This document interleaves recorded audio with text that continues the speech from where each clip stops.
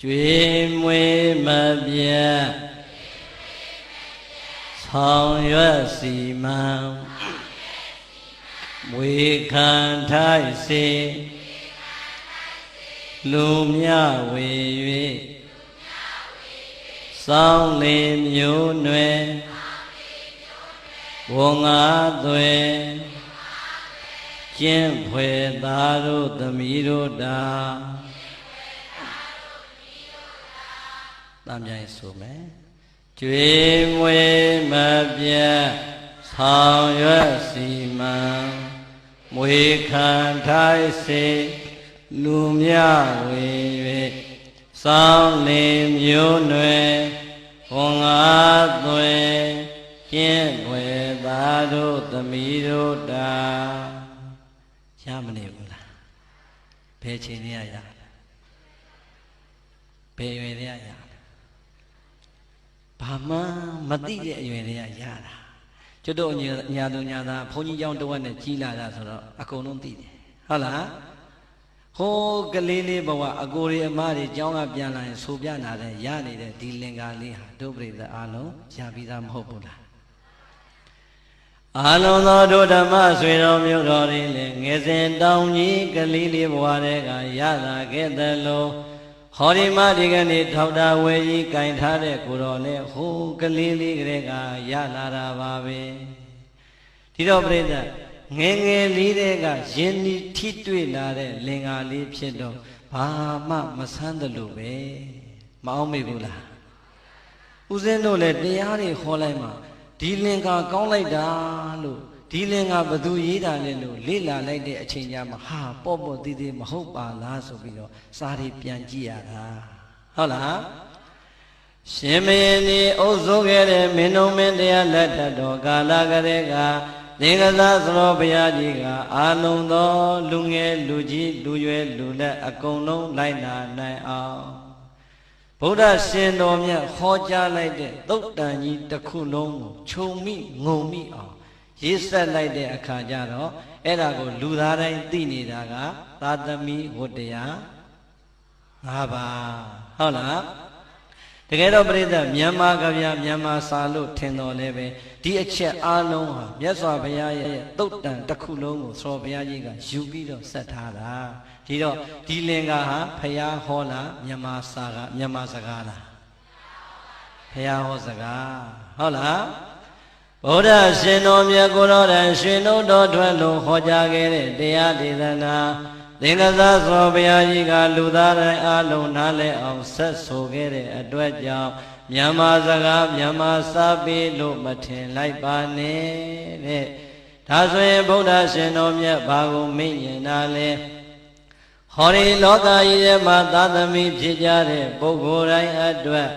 အမေတို့အဖေတို့ရဲ့နှုတ်ကမပြောထွက်လို့မပြောရလို့ပြောမထွက်ခဲ့တဲ့စကားတွေကိုရှင်တော်မြတ်ဘုရားကမိဘနှစ်ပါးရဲ့ကိုယ်စားရွှေနှုတ်တော်ထွက်လို့ဟောပေးထားတယ်တကယ်တော့ပြိဿမိဘဝတ္တရားလည်းမဟုတ်ဘူးသာသမီဝတ္တရားလည်းမဟုတ်ဘူးသာသမီတွေကိုကြည်ပြီးတော့အမေတို့အဖေတို့ရဲ့နှလုံးသားထဲကမျောလင့်သွားတဲ့မျောလင့်ချက်ဆိုရင်ပို့ပြီးတော့မှန်တယ်ဟုတ်လားနံပါတ်1မိန်တော်မူလိုက်တဲ့ကျွေးမွေးမပြတ်ဒါကိုဒုပရိသခိုင်မာတဲ့စကားလေးတခွန်းထည့်ပြောမယ်ဘတောဝါနောပရိသတိတဲ့ပါဠိတော်မှာဒီအတိုင်းသာ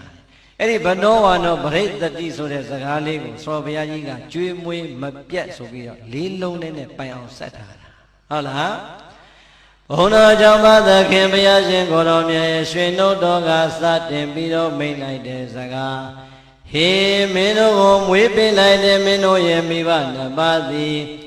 ငယ်စဉ်တောင်ကြီးဘဝလည်းနှလုံးပခုံးနဲ့လက်နဲ့သေဝဘတ်တော်ကစီနဲ့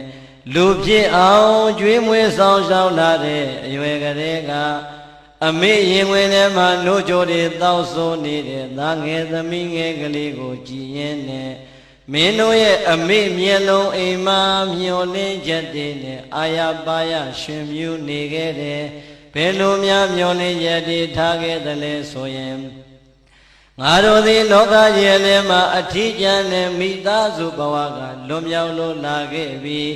ငါရင်ဝင်ထဲမှာဟောဒီမှာနိုးကြိုတွေတောက်ဆိုးနေတဲ့ငါသားကြီးငါသမီးကြီးလောကကြီးအလဲငါတို့ရဲ့မိသားစုဘဝထဲမှာရောက်လို့လာခဲ့ပြီတဲ့ငါတို့ကအခုလိုချစ်ချစ်ခင်ခင်ရိုးရိုးရရမြတ်မြတ်နိုးနိုးနဲ့ပြုစုလှုပ်ကြွေးပေးနေသလိုပဲသင်္ခါရသဘောတရားအတိုင်းတနေ့နေ့တစ်ချိန်ချိန်မှာအိုမင်းရင်ရောလာမယ်ငါတို့ကလည်းတခါတခါမှတတိတွေမခိုင်ထမိန်မနိုင်ပစိုးမနိုင်ကျင်ငယ်မနိုင်ကျင်ကြီးမနိုင်ဖြစ်တဲ့ဘဝကိုရောက်ရအောင်မှာအဲ့ဒီလိုအသက်တွေကြည့်ပြီးတော့တတိတွေမခိုင်ထမိန်မနိုင်ပစိုးမနိုင်ကျင်ငယ်မနိုင်ကျင်ကြီးမနိုင်ဘဝများရောက်ခဲ့မယ်ဆိုရင်ဘာမှအားငယ်စရာမလိုဘူးတဲ့ဟောဒီငါရင်ဝင်ထဲမှာနိုးကြိုတွေအာရပါရတောက်ဆိုနေတဲ့ငါသားကြီးငါသမီးကြီးကငါတို့ကိုပြန်ပြီးတော့ပြုစုလုပ်ကြွေးပေးမှာတဲ့နိုးတိုက်နေတဲ့အမေရင်ထဲမှာလည်းမျောလင့်နေတယ်ဘေးနာကအမေကိုအားပေးနေတဲ့အဖေမျက်နှာကလည်းပြုံပြုံကြီးနဲ့မျောလင့်ခဲ့ဘူးပါတယ်မြတ်စွာဘုရားကဒီစကားကိုမိန့်ညင်တာဟုတ်လားမင်းတို့ကိုငယ်ငယ်လေးတည်းကကွာတဲ့နှုတ်ကြိုတိုက်ကြွေးတဲ့ကမင်းအဖေနဲ့မင်းအမေကမျောလင့်သွားတယ်ငါတို့ကဟောဒီမှာရိုးရာပြုစုပေးနေသလိုငါတို့အသက်ကြီးရင်လေငါသားကြီးငါသမီးကြီးကငါတို့ကိုပြန်ပြီးတော့ပြုစုလုပ်ကြွေးပေးမှာလို့နံပါတ်1မျောလင့်ချက်အနေနဲ့မျောလင့်သွားတယ်တဲ့ပရိသတ်ကြီးမိဘနှစ်ပါးရဲ့ယင်လေးကမျောလင့်ချက်ကိုမိဘနှစ်ပါးကတော့မပြောရဲလို့မပြောထွက်ခဲ့ပေမဲ့မြတ်စွာဘုရားကရွှေနှုတ်တော်ထွက်လို့မိန့်ခဲ့ဘူးတယ်ဒီတော့အားလုံးတို့သာသမီဖြစ်ကြတဲ့ဦးဇင်းတို့အပါဝင်အားလုံးဓမ္မဆွေတော်မျိုးတော်တွေအမေတို့အဖေတို့ကရင်ဝင်ထဲမှာနိုးတိုက်စဉ်ကာလကလေးကမျောလင့်ခဲ့တဲ့ဒီမျောလင့်ချက်ငါသည်အမေနဲ့အဖေအပေါ်မှာဘလောက်များကြည်ခဲ့ပြီလေတဲ့ကိုရေရေကြီးပြန်ပြီးတော့သုံးသက်ကြည်စမ်းမှာကြည်ပြီလားစဉ်းစားနော်အမေတို့ကဟောဒီရင်ဝင်ထဲမှာနိုးကြိုတိုက်ကျွေးစဉ်ကာလကလေးကမျောလင့်သွားတာဒီသားကြီးဒီသမီးကြီးကြည်လာရင်ငါတို့ကလည်းအိုလာမှာငါတို့အိုလာရင်ငါတို့ကိုဟောဒီငါသားသမီးကပြန်ပြီးတော့လှုပ်ကြွေးဆောင်ရှောက်မှလို့မျောလင့်သွားတယ်အဲ့ဒီမျောလင့်ချက်ကိုဘုရားကမိန့်လိုက်တယ်ဒါဆိုရင်တို့တရားနာပရိသတ်ပေါင်းသူတော်ကောင်းတွေအိမ်မှာရှိနေတဲ့မိဘနှစ်ပါးမရှိတော့တဲ့မိဘနှစ်ပါးရဲ့အပေါ်မှာငါဘလောက်တာဝန်ကြည်လိုက်သလဲကျွေးမွေးမပြတ်တာဝန်ငါဘလောက်များကြည်ပြွန်လိုက်သလဲလို့စဉ်းစားကြည့်စမ်းပါမကြည်သေးရင်ဘာလုပ်ရမလဲကြည်အောင်ဆက်ရမယ်ကြည်သွားတယ်ဆိုတဲ့အဆင့်ကတော့ရောက်ဖို့လွယ်ပါမလားမလွယ်ဘူးပြိဿတချို့သားသမီးလေးတွေရဲ့ဘဝမှာဝမ်းနည်းစရာကောင်းနေတဲ့စိတ်ဓာတ်တွေပေါ်နေကြတယ်အမေအိုအဖေအိုတွေတတိမခိုင်တော့ဘူးကျင်ငယ်ချင်းကြီးမနိုင်တော့ဘူးအေးမိမိရဲ့အိမ်ပေါ်မှာမိမိရဲ့မျက်စိရှေ့မှာမြင်နေပေမဲ့နှာခေါင်းလေးတရှုံရှုံနဲ့မလုံကျွေးမပြူးစိုးတဲ့သားသမီးတွေမြောက်များစွာရှိမနေဘူးလားကြည့်လိုက်စမ်းပြိဿဒီအချိန်ကျမှတတိမခိုင်လို့ကျင်ငယ်ကျင်ကြီးမနိုင်တဲ့အမေတို့အဖေတို့ဘဝကကိုကမြင်ရတာကိုယ်တော်ကပြိဿအမေရင်ဝင်ထဲမှာပါချခဲ့တဲ့ဤဤတွေစုထားမယ်ဆိုရင်နေပါမလားမိမိပေါက်ချခဲ့တဲ့ရှူရှူတွေများစုထားမယ်ဆိုရင်ခါလံပုံတွေနဲ့တောင်တင်လို့ရမယ်ကဲအမေတို့အဖေတို့ရဲ့စိတ်ဓာတ်တွေကသာအမလေးဒီလောက်ညစ်ပတ်တဲ့ကလေးသွားဟဲဆိုပြီးတော့များပြစ်ခဲ့မယ်ဆိုရင်ပြစ်ခဲ့တဲ့နှလုံးသားများမိဘနှစ်ပါးရဲ့ရင်ထဲမှာရှိမယ်ဆိုရင်ကိုယ့်ဘဝဟာလူဖြစ်ပါမလားဘလောက်ပင်ဆိုပါစေဘလောက်ပင်ຫນွေပါစေကျင်ငယ်ကျင်ကြီးဘယ်နှကြိမ်မဲပါချသွန်ချပါစေငါသားလေးကရှိစရာငါသမီးလေးကရှိစရာငါသားလေးကချစ်စရာငါသမီးလေးကချစ်စရာလို့ရင်ဝင်တွေကသားသမီးလေးကိုပျော်စရာလေးအဖြစ်နဲ့တော့အမေတို့အဖေတို့ကယူရ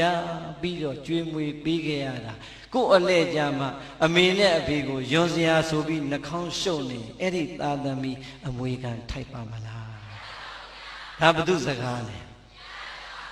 မင်းတို့မိဘနှစ်ပါးကမင်းတို့ကိုဟိုးငယ်ငယ်ကလေးတွေကနှုတ်တိုက်ကလေးကမွေးဖွားကလေးကမျောလင်းခဲ့တယ်ဒီမျောလင်းခြင်းမင်းတို့ကြည်အောင်မဆိုင်ရင်မင်းတို့သည်အမွေခံထိုက်တဲ့သာသမီမဖြစ်နိုင်ပါဘူးတဲ့ပရိသတ်ရေအဲ့ဒီအထဲမှာကိုဘယ်ဘက်မှာပါမလဲအာလုံးတို့ပရိသတ်ဒီအမွေခံထိုက်တဲ့သာသမီဖြစ်ခြင်းသလားမထိုက်တဲ့သာသမီဖြစ်ခြင်းသလားကဲအမွေခံထိုက်တဲ့သာသမီကတော့လူတိုင်းမဖြစ်ခြင်းဘူးလားဖြစ်ခြင်းနဲ့အမွေခံထိုက်ပါတယ်ထိုက်ခြင်းပါတယ်ဆိုတဲ့ကိုယ့်ရဲ့လုံရဲ့လေးတွေပြန်သုံးသပ်ကြည့်ပါအောင်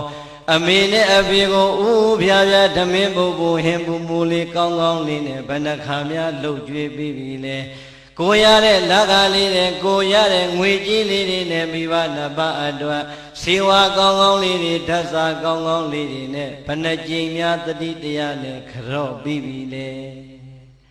ခြေစုပ်လက်နဲ့ဆိုတာအသာထားအောင်နော်ကျွတ်တို့တောသူတောင်သားလူရန်စားတွေရဲ့အသိဉာဏ်တွေထဲမှာသိပြီးတော့မလုပ်ဖြစ်တာတွေအများကြီးပဲဟုတ်တယ်မို့လားကိုမကလေးနှစ်ယောက်တော့ဟောဒီရင်ဝင်ထဲမှာလဲကင်ထားပြီးလက်မှာလဲတယောက်ဆွဲထားပြီးဆိုရင်တောင်ကြီးတော်တော်ကြီးတယ်ထင်ပြီးတော့အမေနဲ့အဖေရဲ့အိမ်ကိုတော့မှမရောက်တဲ့သားသမီးတွေမြောင်များစွာမရှိဘူးလားမလုပ်ရဘူးနော်အမွေခံထိုက်ပါမလား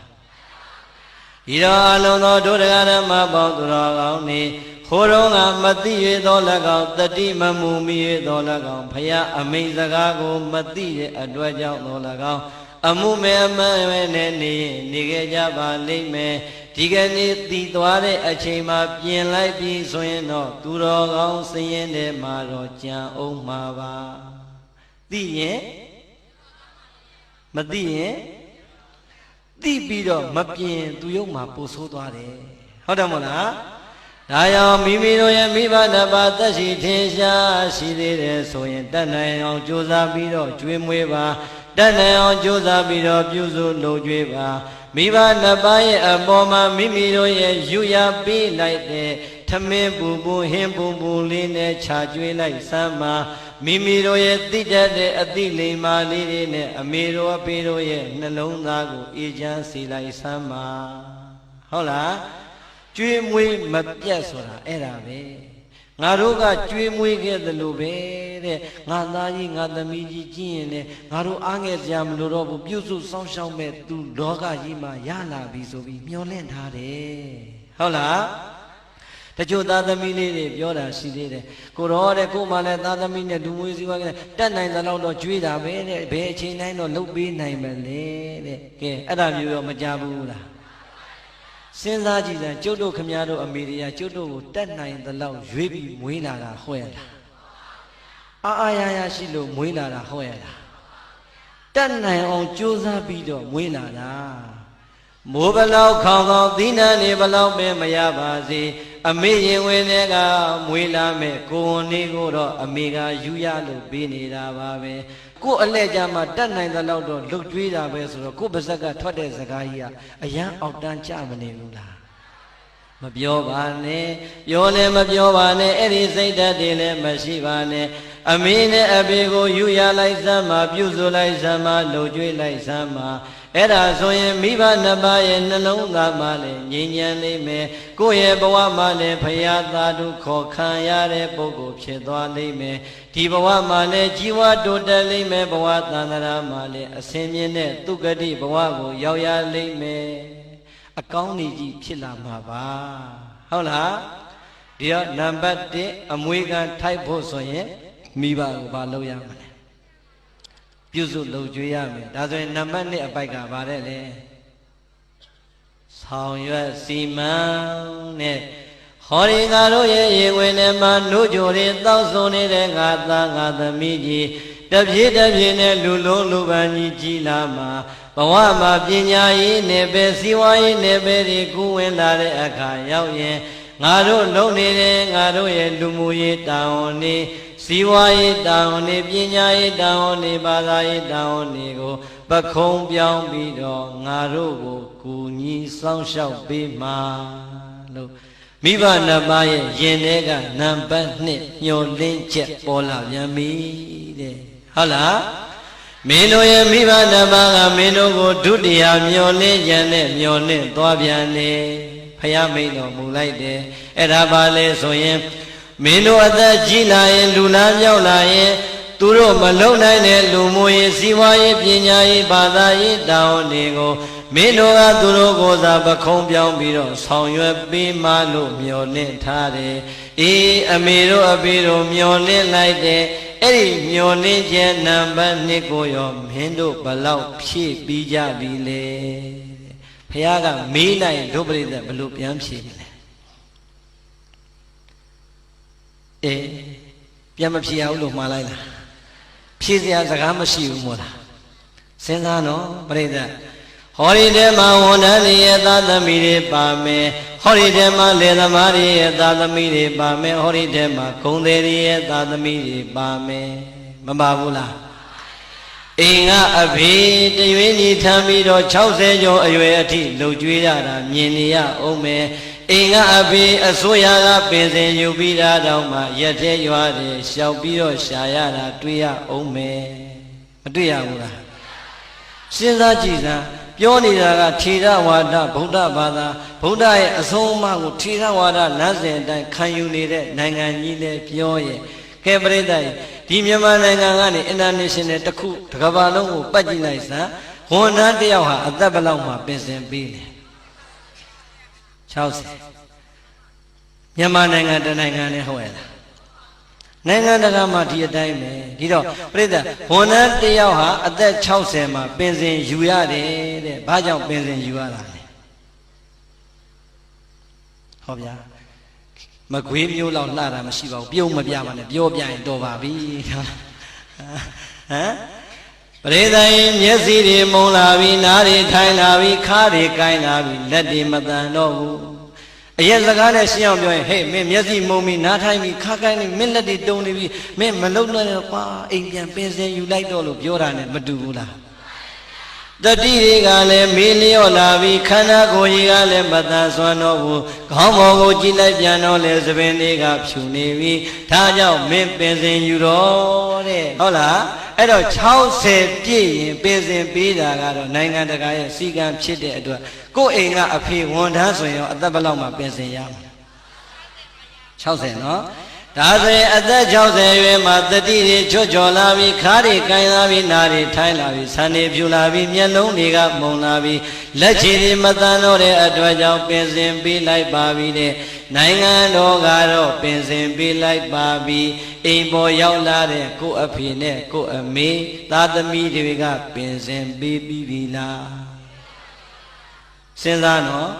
အဖိုးကြီးတွေအဖွားကြီးတွေ60ဆိုတဲ့အရွယ်ဟာကံကောင်းထောင်းမှလို့နေရပါမှနောက်ထပ်10နှစ်15နှစ်60အထိဒီသားသမီးတွေစားဖို့ရှာခဲ့ရတယ်နေဖို့ရှာခဲ့ရတယ်ပညာသင်ပေးဖို့ရှာခဲ့ရတယ်မစွန်တဲ့ကောင်လေးတွေကောင်မလေးဆိုရင်ကျင်ရတော့မှရှာမပေးရဘူးလားအေးအဲ့ဒီတော့မိဘက60အထိဒီတာဝန်တွေကိုအဆက်ယူလာခဲ့ပါလေနဲ့60ပြည့်လို့နိုင်ငံတော်ကပင်စင်ရတဲ့အဖေကပင်စင်စာအုပ်လေးကင်ပြီးတော့နေပူကျဲကျဲမိုးရွာထဲမှာပင်စင်ထုတ်နေရသေးတယ်ဆိုရင်အဲ့ဒီသားသမီးတွေရှက်စရာမကောင်းဘူးလားဝန်ထမ်းသားသမီးဆိုရင်လည်း60ပြည့်သွားတဲ့အဖေကိုပင်စင်ပေးပြီးပြီလားလို့စဉ်းစားကြည့်စမ်းပါလယ်သမားသားသမီးကုန်တဲ့သားသမီးဆိုရင်ရော60ပြည့်သွားတဲ့အဖေတို့တန်ဆွမ်းသေးရဲ့လားတန်ဆွမ်းသေးရဲ့လားမတန်ဆွမ်းတော့တဲ့ဒီအဖေနဲ့အမေကိုပင်စင်ဘာလို့မပေးနိုင်ရတာလဲဝမ်းနဲ့စရာမကောင်းဘူးလားနိုင်ငံတော်ကပင်စင်ပေးလိုက်ပြီးတော့ပင်စင်စာအုပ်လေးခေါင်းအောင်မှထိုးထားရင်းနဲ့အင်္ဂါမွေးလာတဲ့သားသမီးကတဆင်မွေးလာတဲ့မြီးကလေးကိုလက်ကဆွဲကြောင်းလွယ်အကြီးကိုတစ်ဖက်ကလွယ်ထမင်းကြိုက်ကိုင်းရိုင်းတိုင်းနဲ့ကြောင်းကျိုးကြောင်းပိုးလုပ်ရတဲ့အဖိုးကြီးအဖွားကြီးတွေလည်းမြောင်များစွာရှိဘူးလားကဲပရိသတ်စဉ်းစားကြည့်စမ်းနိုင်ငံတော်ကတော့ပင်စင်ပေးလိုက်တာသားသမီးပင်စင်မပေးလို့ဘဝမှာမချမ်းသာသေးတဲ့မိဘနှစ်ပါးရဲ့ဘဝတွေမြင်နေရတာမရှိဘူးလားကဲအဲ့ဒီသားသမီးတွေအမွေခံထိုက်ပါမလားစဉ်းစားတော့ဖယားမိတ်တဲ့စကားဟုတ်လားအမွေခံမထိုက်ဘူးဆိုမှတော့သွားပြီအဲ့ဒီသားသမီးနတ်ပြည်တွေနိဗ္ဗာန်တွေဆူတောင်းမနေနဲ့ဘယ်သွားမလဲအေးကိုပြောတဲ့နေရာကိုသွားကြဘူးဟုတ်လားဟ စဉ်းစားနော်နိုင်ငံတော်ကလည်း60ပြည့်လို့ပြင်ဆင်ပြလိုက်ပါပြီဝန်ထမ်းဘဝမှာ60ပြည့်လာသလိုပဲကုန်းတဲ့ဘဝမှာလေသမားဘဝမှာ60ပြည့်လာရင်အတူတူပါပဲမျက်စိတွေမှုံနာတွေထိုင်ခါတွေကိုင်းလာတဲ့ဒီအဖိုးကြီးဒီအဖွားကြီးတွေကိုအင်္ဂါသသမီးတွေကမြည်ထိန်ခိုင်းမြန်ပြီ60ရွယ်သမင်ဖြူကမှတောင်းတောင်းတင်တင်တီးနေတဲ့မင်္ဂလာပွဲကိုလည်းလွတ်ပြန်ပြီမသွားရဘူးလားသားသမီးတွေမှာတော့အဖိုးကြီးဘွားကြီးတွေလူမှုရေးပြတ်မှာဆိုလို့ဆိုဖိတ်စာလေးကန်တုံကြည့်နဲ့ဟိုးတောင်းတောင်းတင်တင်ကြားတယ်လေသွားပြီးတော့မင်္ဂလာဆောင်မလိုက်ရဘူးလားကဲပြိဿရှက်စရာမကောင်းဘူးလား60အထိလှုပ်ကြွေးလာပြီပဲတော်ပါတော့အနာပေးလိုက်ပါတော့ဟုတ်လားအဖေတို့အမေတို့ရဲ့ယင်ထဲမှာတော့မိမိကိုမွေးကင်စားရွယ်တဲ့ကမျောလင့်လာတဲ့အခါအဲ့လိုများလုံနေရရင်သားသမီးညိုညင်မှာစိုးလို့လှုပ်ပေးနေရပေမဲ့အဖေနဲ့အမေရဲ့ယင်ထဲကတောကအပူဟာငြိမ့်မှာမလားအောင်မလေးကွာငါတို့မွေးအောင်လဲကြိုးစားကြရတယ်ကျွေးအောင်လဲကြိုးစားကြရတယ်ပညာလဲသင်ကြရတယ်သာသမီရညီရတာတော့မှငါတို့ကိုဒီတိုင်းပဲခိုင်းလို့ကောင်းတော့နဲ့ယင်ထဲမှာတော့တောကရာသီပါပဲယင်ထဲကတောကတွေဟာငြိမ့်မှာမလားဒီတော့ကဲပြိဿအဲ့ဒီသာသမီမျိုးကိုရက်ွက်ကလူကြီးကြီးနော်ကြည်စမ်းမအောင်ဟဲအဖေဘွေးဘွားကြီးဒီလောက်ဖြစ်နေတာခိုင်းလို့တော့ဆိုတဲ့ဝေဖန်တန်ကြီးရောမကြားရနိုင်ဘူးလားကြားရနိုင်တယ်အဲ့ဒီတဲ့ဝမ်းနေစရာကောင်းတာကပြိဿတချို့ဘွေးဘွားကြီးတွေကလေဝါဒနာလေးပါလာလို့ငါတရားပွဲတောင်းမယ်နော်တို့တရားပွဲတောင်းမယ်ဆိုဟာဖေတို့မင်းတို့ကလည်းဗျာနေသမ်းမှာဒီညဇကားကောင်းလို့ပါခင်ဗျားတို့မိနေတဲ့အိမ်မှာအိမ်ဆမ်းမှာဆိုတော့သွားလို့ရသေးလားသူတို့ကျွေးတဲ့အလက်ရောက်ပြီဆိုတဲ့အခါကျတော့လေမိဘနှစ်ပါးကအရှုံးပြီးငြိမ်နေရတာပဲဒါကြောင့်မဖြစ်စေနဲ့ဟုတ်လားကျွေးမွေးမပြတ်ဆောင်ရွက်စီမံဟောဒီတောင်းနေရကိုမကြေပြုံကြဖို့ဆိုရင်တော့အဲ့ဒီသာသမီတွေမြတ်စွာဘုရားမိန့်လိုက်တာအမွေခံလုံးဝမထိုက်တဲ့သာသမီတွေဖြစ်ပါပြီဝမ်းနဲ့စရာမကောင်းဘူးလားဒါကြောင့်မိမိဒီဘယ်အထက်မှာပါမလဲကိုကိုရဲရဲကြီးဆင်ရင်ရဲရဲကြီးသုံးသက်ပြီးရင်ဒီကနေ့ကစားနောင်မနှက်ဖန်ကစားပြီးတော့ငါသည်အိမ်ငါအဖေနဲ့ငါအမေကိုပင်စင်ပြီးတော့မယ်ကလေးမထိုင်ကလေးထိန်မခိုင်းတော့ဘူးဟိုနာဒီနာမခိုင်းတော့ဘူးအိမ်ဆောင်မခိုင်းတော့ဘူးတရားပွဲပဲသွားခိုင်းတော့မယ်လို့လမ်းကြောင်းပြောင်းလိုက်ရင်အချိန်မမီဘူးလားကဲဒါဆိုရင်ပြိဿဘယ်နှချက်ပြီးသွားပြီလဲနှစ်ချက်သာပြီးတယ်နိုင်ရွက်ရှိနေ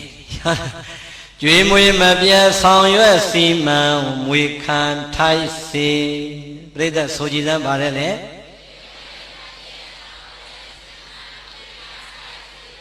မွေခံထိုက်စေဟဲ့စကလုံးလေးမလာဘူးလားကျုပ်ကဆရာတော်ကြီးအုံနောက်ဖောက်စားတာဒီစကလုံးယူပြီးမှအမွေခံထိုက်သူဖြစ်ပါစေဆိုနည်းနည်းပြောင်းလိုက်တာဟုတ်လားမွေခံထိုက်စေတဲ့နော်ပြိဿစကလုံးလှတယ်မိဘနှစ်ပါးကမိမိကိုနိုးရိုးတိုင်ကျွေးတဲ့အရွယ်တုန်းကတတိယမျောလင့်သွားတဲ့မျောလင့်ချက်ကငါတို့သည်ဟောဒီလောကရဲ့လည်းမှာစီဝါတွေပညာတွေရှာရင်းနဲ့တပြေးပြေးနဲ့သေဆုံးသွားကြမှာငါတို့သေဆုံးသွားမယ်ဆိုရင်ဘာမှပူစရာမလိုတော့ဘူးဟောဒီလောကကြီးထဲမှာလောကုတ္တရာနဲ့ပဲမှာထားခဲ့တဲ့လောကုတ္တရာအမွေတွေရှိတယ်လောကီနဲ့ပဲမှာထားခဲ့တဲ့အိုးအိမ်ချမ်းမြေတိုက်တာရွှေငွေတွေကြံခဲ့လိမ့်မယ်ဟောဒီကြံခဲ့တဲ့လောကီလောကုတ္တရာအမွေကောင်းလေးကိုဖြင့်ဟောဒီငါသားတွေငါသမီးတွေကဆက်ပြီးတော့အမွေခံကြမှာငါတို့အမွေတွေကိုလည်းအမွေခံမဲ့သားသမီးတွေရပြီဆိုပြီးတော့ကိုယ့်ကိုနှုတ်တိုက်နေရင်အမေတို့အဖေတို့ကပျော်လာခဲ့တာဟုတ်လားဒီတော့သားသမီးတွေရဲ့ဘဝဟာဟမကြဘူးလားအမေဖေသေးတော့အမွေတွေဘယ်လိုရလဲသားသမီးတွေရတာသိကြလားအမေနဲ့အဖေသေးရင်သားသမီးတွေအမွေခံထိုက်တယ်ဆိုပြီးတော့အမွေတွေယူလိုက်ကြတာပရိသတ်ရဲ့ပြေးရပြေးကြောင်ခွဲလို့မပြီးဘူးဆိုရင်ယုံအောင်တက်ပြီးတော့အမွေခံထိုက်တာယုံတက်ပြီးတော့အမွေတွေမခွဲကြဘူးလားအမွေခံထိုက်လိုက်တဲ့သားသမီးတွေအမေနဲ့အဖေအသက်ထင်ရှားရှိစဉ်ကာလတုန်းကတော့ဟိုသားကိုပို့ပြီးတော့မျက်နှာလိုက်တဲ့ဒီသမီးအငယ်ကြတော့ပို့ပြီးတော့ဦးစားပေးတယ်ဆိုပြီးတော့စိတ်ကောက်သလိုစိတ်ဆိုးသလိုနဲ့အမေနဲ့အဖေရဲ့အိမ်ကိုမလာ အမေနဲ့အဖေသေးပြီဆိုတဲ့အခါရက်ကွက်ကတိအောင်သာသမီအရင်မှန်တိအောင်ငိုရတာလေပင်ပန်းကြပါတယ်ဒီလိုသာသမီတွေရောမရှိဘူးလားအော်ဘို့ကောင်းတယ်အမေနဲ့အဖေအသက်ထင်ရှားရှိတယ်ကတော့အမေတို့ကသူ့ကြတော့ပူပြီးတယ်ကျွန်တော်ကြတော့လုံးမပေးဘူးဆိုစိတ်ဆိုးမလားသေတဲ့အခါကျအဲ့ဒီလူကအချင်းငိုတာဘာဖြစ်လို့လဲအမွေစင်းထဲမှာမပါမှာကြောက်လို့ဟုတ်လားဒီတော့ပြိဿအမွေခံထိုက်ပါတယ်ဆိုပြီးတော့လောကဥပဒေကရောမပေးထားဘူးလားလောကဥပဒေကပေးလို့စားလိုက်ပြီမဲ့ပြိဿအမွေကိုတခင်မထိုက်တဲ့သာသမီဟာခံစားတိုင်းကြောက်เสียမကောင်းဘူးလားဒါဆိုရင်အာလုံးသောတို့တရားနာပရိသတ်ပေါင်းသူတော်ကောင်းတွေဟောဒီမကွေးတိုင်းရဲ့မကွေးမြို့နယ်မှာအမွေခံထိုက်တဲ့သာသမီတွေထဲမှာဘယ်မွေတွေဘလောက်ခံနဲ့အမေတို့အဖေတို့လက်ထက်တုံးကဖရာတကာကျောင်းတကာတွေဖြစ်သွားတဲ့မိဘတွေမြောင်များစွာမရှိဘူးလားဇယက်တကာလမ်းတကာဂူကျောင်းတကာဖြစ်သွားတဲ့မိဘတွေမရှိဘူးလားကဲပရိသတ်နောက်တစ်ခုမေးမယ်နော်ဟောဒီမှာစင်းနေရွှေတွေငွေတွေတိုက်တွေကားတွေကြတော့လူရက်ပြီးတော့ငါတို့လဲဆိုင်နေငါလဲပိုင်နေလို့ခွဲနေလိုက်တဲ့သာသမီတွေအဖေတို့အမေတို့လူခဲ့တဲ့ဇယက်တစောင်းဂူကျောင်းနေကြတော့ဟေ့ဒါကတို့အမေလူခဲ့တဲ့ဇယက်ဒီဇယက်ကိုငါတို့အမြဲတမ်းမပြတ်အောင်ထိမ့်သိမ်းစောင့်ရှောက်လူမယ်ဘယ်သူမှမကတ်နဲ့ဆိုပြီးတော့များအဲ့ဒီကောင်းမှုအလှူတွေကြတော့အမွေကိုလူခွဲတာကြားဘူးလားတချို့ဘုန်းကြီးတွေကအပြောကောင်းတယ်တကားလေးတွေလာအောင်ဒါမင်းတို့မိဘတွေလူခဲ့တဲ့ဇယက်ကွာအခုပြိုကြတော့မယ်ငါလည်းပြင်ကောင်းမလားစဉ်းစားမင်းတို့မိဘအမွေဆိုတာခံယူထိုက်တယ်ကွာပြင်냐ဆိုတော့မသိကြအောင်ဆောင်သွားတဲ့သားသမီးတွေမရှိဘူးလားဟောကဲဝမ်းနေစရာမကောင်းဘူးလားအဲ့ဒီအကြောင်းများတွင်လေကျုပ်ကအမြဲတမ်းဝမ်းနေတယ်ဘာဖြစ်လို့လဲသိလားကျုပ်ဖြစ်ပုံဟုတ်လားဖြစ်ပုံလေးပြောပြမယ်နိုင်ငံခြားမသွားခင်ပတ်စံလေးစုထားတာ3,800,000ရအဲ့တော့ကျွတ်တို့သွားတဲ့ချိန်ဒေါ်လာမှ220ပဲရှိတာမလီ2သိန်းကျော်ရရင်ဒေါ်လာ1000ရရင်ငါသွားလို့ရတယ်ဆိုစုထားတာအဲ့ဒီဆရာတော်ကြီးကမောင်ကောင်းကြီးရေးနဲ့ရိတ်တာလေးဖွင့်ရအောင်ကွာတဲ့ဟာဆရာတော်ရိတ်တာဖွင့်ကျောင်းကကျင်းတယ်လို့တပည့်တော်ကျောင်းနည်းချက်မှရမယ်ချက်ပေါ့ကွာတဲ့ဆရာတော်ဒီအလူရှင်တွေကအခုစီသေးလားဟာလူကြီးတွေတော့မရှိတော့ကွာသူသားသမီး9ယောက်ကတထေးတွေကွာတဲ့မင်းတို့လှုပ်လိုက်တယ်လှုပ်ပြီးသူတို့ခေါ်လိုက်ရင်လှူမှာပေါ့ကွာဟာဒါဆိုရင်တော့ချမယ်ပေါ့ခွင်မဲပေါ့ငါမပြည့်တဲ့2,200,000လေးပြည့်ရင်လည်းပြည့်သွားမယ်ပေါ့လေဟဲ့လားရှိတာလေးရင်းထည့်လိုက်အောင်မယ်ဆိုဟဲ့လားကြောင်ဖြိုးဖြက်ချထည့်လိုက်တာချပြီးတော့တကားတဲ့အញ្ញံဆောက်တစ်ခန်းချဲ့ပြီးတော့အញ្ញံဆောက်ပြီးတော့ကောင်းမှုရှင်လေးအရင်တိုင်းပြန်တဲ့ဆေးတောင်တုတ်ထားလိုက်သေးတယ်ကဲဆရာတော်ဘုန်းကြီးတကား9ယောက်ဖိတ်လိုက်တော့မနက်ဖြန်မိုးရင်းကားချက်ခိုင်းထားမယ်မိုးရင်းကားလေးချက်ခိုင်းထားပြီးတော့ကျောင်းကနေဆောက်ဟဲ့တကားကြီးတို့လာကြခင်ဗျားတို့အလှူရဲ့အကြောင်းရင်းရောသိပြီလားမသိဘူးဗျာဆရာတော်ကြီးခေါ်လို့လာအေးဒီမှာဒါခင်ဗျားတို့မိဘတွေလို့ပြောတယ်ဟာဟုတ်တယ်ဗျာဒီလိုမိဘတွေလှူခဲ့တာအဲ့ချိန်ကြီးတော့အတက်ရောဝမ်းသာနေတာဟုတ်လားဟုတ်ပြီဒီနေရာလေးခုကျတို့ရိတ်တာဖွင့်မှာမို့လို့ယောဂီတွေတရားထိုင်ဖို့နေရာကျင်းလို့ခုတခန်းချက်လိုက်တယ်တခါကြီးအစာဆုံးဟိုအောင်ဒီအောင်ပေါင်းလိုက်3သိန်းတော့ကုန်တယ်အဲ့တော့သားသမီးဆိုတော့မိဘအမွေခံထိုက်တော့ခံရတာပေါ့ဗျာလို့ခင်ဗျားတို့သားသမီးတွေလှူလို့ရအောင်လို့ကျုပ်ကပြောပြီးတာလို့အဲ့ဒါလေးခေါ်ပြောတာဆိုတော့လေတယောက်နဲ့တယောက်မျက်စပြင်းပြီးတော့မလှုပ်တော့ကို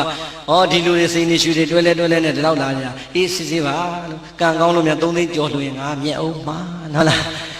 ပြီးရောပြန်လဲပြန်ကန်ပြီးဘုံဘုံရေတပည့်တို့ပြန်တော့မယ်နော်တဲ့ဝမ်းသာတဲ့ဘုံဘုံရေတာဓုခေါ်တယ်ဘုံဘုံနဲ့တပည့်နောက်ဘွားကျတော့ရေဆက်ဆုံးမှာပေါ့ဆိုတော့ဟောဗျာတာဓုတစ်လုံးပဲရတယ်ဟဲ့ငါဒီတိုင်းသွားပါဟာလားပရိသတ်စဉ်းစားကြည့်ကြုံပါလေအကြံကောင်းရင်တစ်ချက်လို့အောင်မေးလိုက်တာ3သိန်းတောင်သူများကျ3သိန်းကျော်ကျွေးတင်လိုက်သေးတယ်ဟုတ်လားအဲ့ဒီသားသမီးမျိုးနဲ့တွေ့ပြီဆိုတော့ဘုန်းကြီးတော်မှမရဘူးရှုံးတာပဲဟုတ်လားအဲ့တော့ပြိဿအဲ့ဒီလိုသားသမီးတွေအများကြီးလောကမှာမရှိဘူးလားရှိတယ်ဟုတ်လားမိဘရဲ့အမွေကိုလောကီစည်းစိမ်နေကြတော့အပြိုင်ခွဲအပိုင်ယူခဲ့ပြီးတော့အမေတို့အဖေတို့ရဲ့စည်းစိမ်နဲ့ချမ်းသာလာတဲ့ဘဝကြီးကိုမေးပြီးတော့အမေတို့အဖေတို့ဆောက်ခဲ့တဲ့ကျောင်းဇရက်ဖယားဒါလေးတွေတောင်ပြန်ပြင်ဖို့အထိတရားမရှိတော့ဘူးဆိုရင်အဲ့ဒီသားသမီးအမွေခံထိုက်ပါမလားပရိသတ်ရေလူသားမဘဝကိုမဆိုပါနဲ့ယဟန်တစ်ပါးရဲ့ဘဝကိုနည်းနည်းလေးအာယုံပြုကြည့်ပါယဟန်နေမှာပရိသတ်ရေကိုယ်တိုင်စီးပွားရှာပြီးတော့လှုပ်ရှားလို့ရရလားဘသူတွေပေးတာစားရတယ်တရားဓမ္မလှူတာကိုစားရတာပရိသတ်ဟာလွယ်လေးရတာဘုန်းကြီးတွေအစဉ်ပြေလိုက်တာလို့မအောင်မင်းနဲ့မစားတတ်လို့ရှင်နောက်ဘဝခမည်းတော်အိမ်မှာကျွတ်တို့ကဘာပြန်ဖြစ်မှန်းမသိဘူးဘာဖြစ်လို့လဲမြတ်စွာဘုရားကအဲ့ဒီမှာအမိန့်တစ်ခုထုတ်ခဲ့တယ်ဟေ့ငါသားတွေ မင်းတို့တရားဓမ္မလှူတဲ့ပစ္စည်းလေးပါးကိုပြည့်စွက်ခန္ဓာမစင်ခြင်းမဲနဲ့စားရင်တဲ့မင်းတို့စားတာဟာတန်တွေတန်ခဲမိကြီးရဲရဲကိုဝါမျိုးနေတာနဲ့အတူတူပဲတဲ့ကဲကြောက်စရာမကောင်းဘူးလားတရားဓမ္မလှူလိုက်တဲ့ဆွမ်းအလကားရတာပဲဆိုလွယ်လွယ်စားလို့မရဘူးဦးဇင်းတို့ကဒီဆွမ်းပြည့်စွက်ခန္ဓာဆင်ခြင်းမေတ္တာပို့ပြီးမှဖုံးပေးရတာအဲ့ဒီလိုမဖုံးပေးဘူးဆိုတာနဲ့ဒီနေ့24နာရီပြည့်ည12နာရီထိုးရတဲ့ဦးဇင်းဟာအဲ့ဒီတနက်အဲ့ဒီတရက်စားလိုက်တဲ့အာဟာအားလုံးဟာဦးဇင်းအတွက်ကျွေးတင်သွားပြီတန်တရာအထိကျွေးတင်သွားပြီကြောက်စရာမကောင်းဘူးလားဘာအပြစ်မှမကြည့်ဘူးနော်မေတ္တာမပို့မစင်ကျင်တာလေးပဲရှိတယ်ကဲ229တွင်သိက္ခာပုဂ္ဂိုလ်ဆင်မြန်းထားတဲ့သီလနဲ့ပြည့်စုံပါတယ်ဆိုတဲ့ရဟန်းတော်တွေတောင်မှမိမိကိုလူတန်းလိုက်တဲ့ဆွမ်းကိုမေတ္တာမပို့ပဲဖုံမေသုံးဆောင်ရင်ပြစ္ဆွာခန္ဓာမစင်ကျင်မဲနဲ့ဖုံမေသုံးဆောင်ရင်အေးအဲ့ဒီကိုတော့တန်တွေတန်ငယ်မိကြီးရဲရဲကိုခဲစားနေတာနဲ့တူပါတယ်ဆိုရင်တော့ပရိသတ်ရေမိဘနှစ်ပါးရဲ့လောကုတ္တရာအမွေတွေကိုမသိကြအောင်ဆောင်လောကီအမွေတွေကိုတော့အပိုင်ယူပြီးတော့မိနေတဲ့သတ္တမီတွေအမေတို့အဖေတို့ထားခဲ့တဲ့အမွေတွေထမင်းလုံးတစ်လုံးတစ်လုံးကိုအမေတို့အဖေတို့ထားခဲ့တဲ့လောကီအမွေနဲ့မိမိဘဝတိုးတက်ပြောင်းလဲလာတိုင်းဩငါအဖေနဲ့ငါအမေထားခဲ့တဲ့အမွေဟာငါဒီစည်းစိမ်တွေရလိုက်သလိုဟိုမှာအမေတို့တည်ခဲ့တဲ့ကြောင်းလေးပြင်အောင်မှာပဲတစောင်းလေးပြင်အောင်မှာပဲဇီဒီလေးထုံးသင်္ကန်းရွှေသင်္ကန်းကတ်အောင်မှာပဲဆိုပြီးတော့တတိတရားနဲ့လောကုတ္တရာအမွေကိုလည်းခံရတယ်အဲ့ဒါမှအမွေခံထိုက်တဲ့သာသမီပိသားတယ်ဟုတ်လားဒီတော့ပြိဿရဲ့၃ချက်သာပြည့်သွားတယ်အဲ့ဒီအထဲမှာကိုဟာအားကောင်းကောင်းနဲ့ရေရင်ဝန်းလက်ခမောင်းခတ်ပြီးတော့ပြည့်စုံပါတယ်လို့ပြောရတဲ့လူပါသလားဘာဖြစ်လို့မပါလဲမပြည့်စုံသေးလို့ဘယ်တော့ပြည့်စုံမှာမဲပြည့်စုံအောင်ကြိုးစားပါမယ်သာဓုဗျာဟုတ်လားကျွေးမွေးမပြတ်ဆောင်ရွက်စီမံမွေခံထိုက်စေလူမြဝေ၍မိဘနှစ်ပါးမိမိကိုရင်ဝင်ထဲမှာနှုတ်ချိုတိုက်ကြွေးအိုအိုအေးနဲ့တချင်းလေးနဲ့ချော့သိမ့်နေတဲ့အချိန်အမေတို့အဖေတို့ရဲ့မျက်လုံးအစုံမှာအာကောင်းကောင်းနဲ့အရင်အနီးကြီးစွာမျောလင်းတဲ့မျောလင်းချက်ကဟေးငါတို့ဟောဒီလောကကြီးထဲကနေသေဆုံးထွက်ခွာသွားရတဲ့အချိန်ဘယ်လိုဘဝကိုပဲရောက်ပါစေကြံရစ်ခဲ့မဲ့ဟောဒီငါသားကြီးကြီးလာရင်ငါသမီးကြီးကြီးလာရင်ကွယ်လွန်သွားတဲ့ငါတို့ကိုရည်မှန်းပြီးတော့ဒါနာကုသိုလ်တွေပြုလိမ့်မယ်သီလကုသိုလ်တွေဆောက်တည်လိမ့်မယ်ဘာဝနာကုသိုလ်တွေပွားများလိမ့်မယ်သူတို့ရတဲ့ဒါနာသီလဘာဝနာကုသိုလ်တွေပြုပြီးသွားတိုင်းမှာဖြင့်အဘေ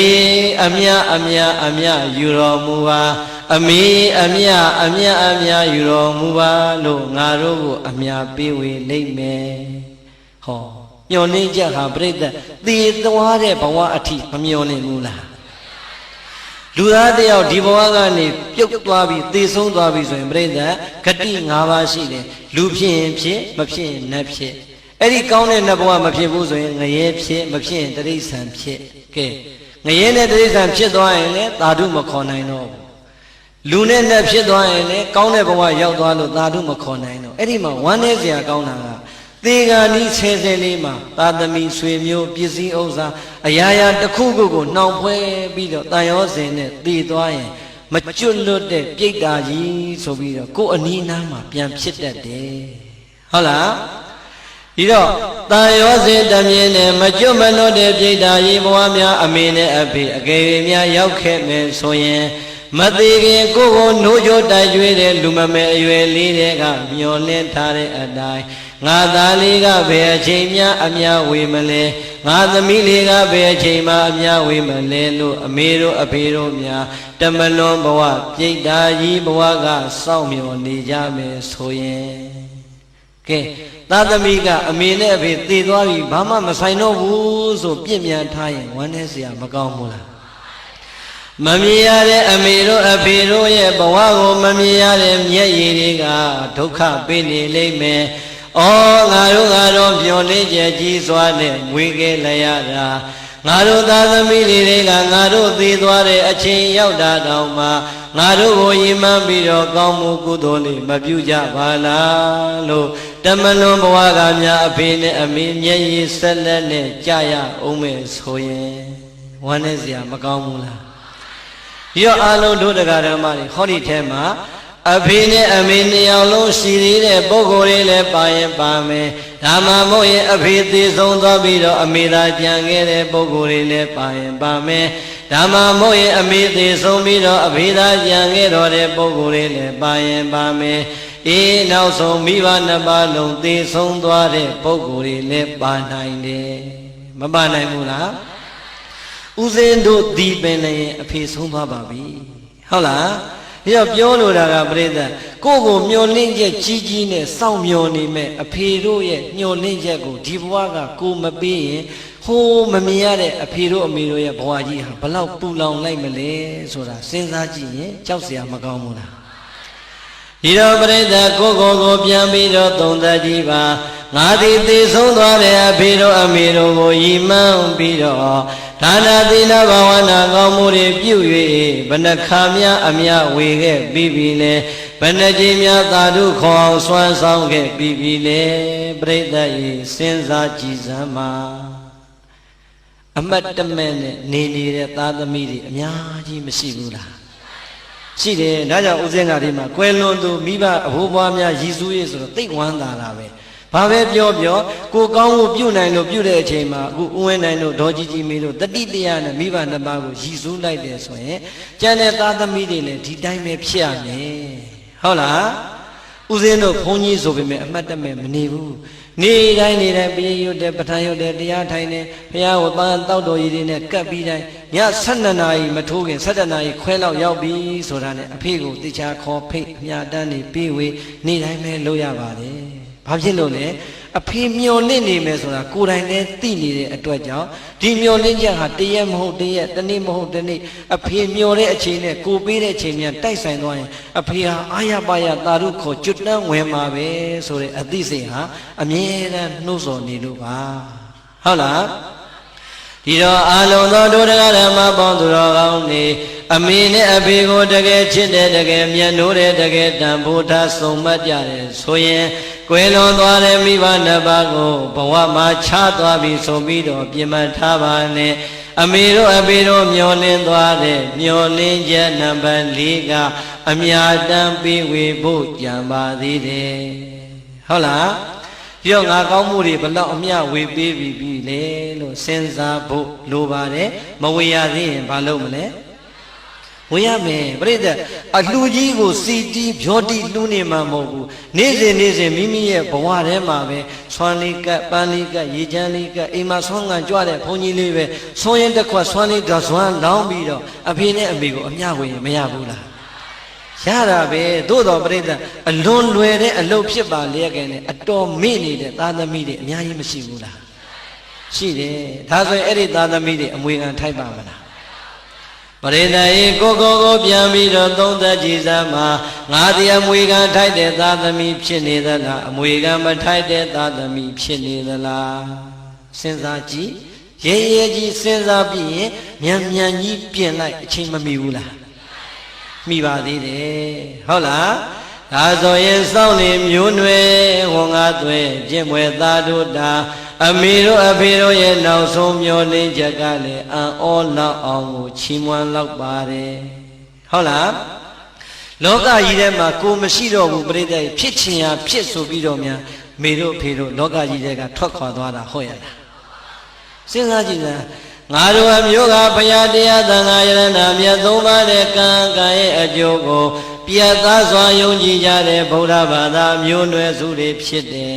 ငါတို့ရဲ့ဘိုးဘွားပွေပင်လက်ထက်ကလေးကဟောဒီဗုဒ္ဓသာသနာကြီးကြီးပွားတိုးတက်အောင်ဆောင်ရှောက်လာခဲ့တာဖြစ်တယ်အေးငါတို့မှာဟောဒီသာသမီတွေလောကကြီးမှာကြံရည်အောင်ထားခဲ့တဲ့အတွက်ကြောင့်ငါတို့ရဲ့ဗုဒ္ဓသာသနာကြီးကလည်းဘယ်တော့မှမကွယ်ပနိုင်ဘူးမွေးဖွားလို့ကြံခဲ့တဲ့ဟောဒီငါသားငါသမီးတွေကငါတို့ရဲ့ဗုဒ္ဓသာသနာကြီးကိုနေအောင်လက်အောင်ဗမာထွန်းလင်းပြောင်းနေအောင်အမြဲတမ်းအမွေခံဆက်ထိန်ဖို့ရန်အမျိုးအနွယ်ကိုစောင့်ရှောက်ပေးကြမှာလို့ကိုလူမျိုးကိုစောင့်ရှောက်ပေးဖို့ရန်အတွက်လေအမေတို့အဖေတို့မျော်လင့်ပြန်နေကဲကိုလူမျိုးကြီးလောကကြီးတွေကပျောက်မသွားအောင်အမေတို့ဖေတို့မမျော်လင့်ခဲ့ဘူးလားမျော်လင့်ခဲ့တယ်စောင့်နေမျိုးနွယ် တဲ့ကိုယ့်ရဲ့မြန်မာကိုယ့်ရဲ့ဗုဒ္ဓဘာသာဆိုတဲ့စောင့်လေမျိုးနွယ်ခုံဟာအခါတဲ့သာသမီတွေအစင်ဆက်အစင်ဆက်ထိမ့်သိမ့်ဖို့မလိုအပ်ဘူးလားလိုအပ်တယ်အဲ့ဒါမှပရိသတ်ရဲ့ကိုယ့်ရဲ့မြန်မာဆိုတာဒီကနေ့ကဘာမှာနှစ်ပေါင်းများစွာကြာလာခဲ့တဲ့မြန်မာဟာပျောက်သွားပြီလားရှေးရှေးဘိုးဘွားပြီးပင်လက်ထက်ကစောင့်ရှောက်ထိန်းသိမ်းခဲ့တဲ့မြန်မာဆိုတဲ့ဂုံလေးရှိနေလို့ကြံနေတာကျွတ်တို့လက်ထက်ကြမှာတောင်လုံးမြောက်လုံးတောင်တွေးမြောက်တွေးအတွေးခေါ်တွေမှားပြီးတော့ဘာသာကြလင်လို့ပေါင်းသိမ်းမယ်ဆိုရင်ကျွတ်တို့မျိုးနွယ်ကြီးကကြောက်เสียမကောင်းဘူးလားကြောက်เสียကောင်းတယ်စောင့်လေမျိုးနွယ်ဟောမယ်ဆိုရင်မိုးလင်းလောက်တယ်နော်ပြိဿဟောဒီထဲမှာတို့ညီမငယ်တွေအရွယ်တွေအများကြီးပါတယ်မြန်မာဗုဒ္ဓဘာသာဟုတ်တယ်မို့လားအမေကလည်းမြန်မာဗုဒ္ဓဘာသာအဖေကလည်းမြန်မာဗုဒ္ဓဘာသာဘိုးဘွားပြီးပင်ကိုမျှော်ကြည့်လိုက်စမ်းမှာမြန်မာဗုဒ္ဓဘာသာကိုလက်ထက်ကြမှာပရိသတ်ရဲ့တခါတဲ့ပြောကြသေးတဲ့တချို့ကမလေး open the door တဲ့ဒီခေကြီးကတခါပေါက်ဖွင့်ထားတဲ့ခေကြီးတဲ့အုံနောက်တွေဖွင့်ထားနှလုံးသားတွေဖွင့်ထားကလားတော့ဗမာတော့တရုတ်တော့နားမလဲဘူးကြိုက်ရင်ယူချလိုက်တဲ့သွားပြီဟုတ်လားအဲ့တော့ပရိသတ် open the door တကားပေါက်ကြီးဖွင့်ထားတယ်ဆိုတာအုံနောက်တကားပေါက်ပဲဖွင့်နှလုံးသားတကားသွားမဖွင့်နဲ့အကုန်ဝင်လာလိမ့်မယ်ဟုတ်တယ်မို့လားပရိသတ်လှတာမြင်မကြည့်ချင်ဘူးလားမှန်မှန်ပြောလှတာမြင်မကြိုက်ဘူးလား